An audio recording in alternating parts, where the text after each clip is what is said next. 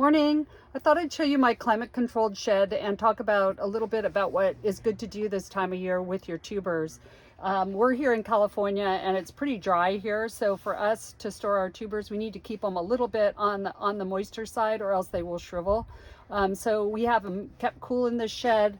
We have them stored in peat moss, with the tubers covered completely in peat moss. So this works out really well for us. I know in other climates that you guys might have too much humidity and you may not be able to store them, like with the lids on and things like that.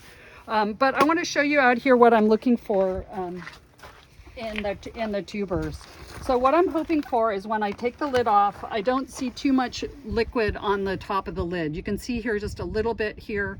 That's fine. If it's raining down, if it's dripping, I have so much liquid inside here or moisture inside here, it's dripping down, that would be too much. And if that was the case, what I do is I just take the lid off like that and leave it like that for 3 to 4 or 5 days.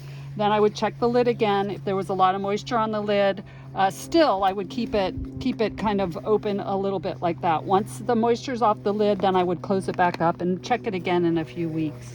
So that's one thing that I'm looking for. The other thing that I'm looking for is that the tubers in here are basically as firm as when I put them in here. So if, for example, this one was all shriveled, I might sprinkle, like, say, a teaspoon of water in here and see if in a week or two if it's looking better. Another thing to look for on your side of these if you have clear shoe boxes like I do here, you can see here there's a lot of moisture buildup and it's even dripping a little bit here. So that's what you would want to check for sure. So let's look at the top of this one.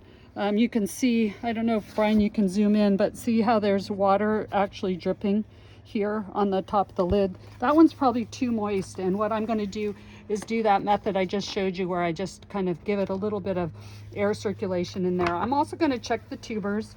One of the reasons why I do put peat moss over the top is if this is leaking down and dripping down on here, it drips into the peat moss and not onto the tuber itself, which can cause some rot.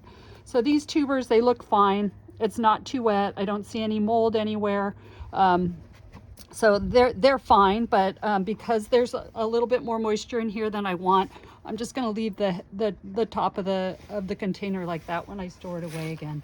So that's pretty much it. It's good to check your tubers once a month, every couple weeks, depends on what you have, and that's a good idea. See you later.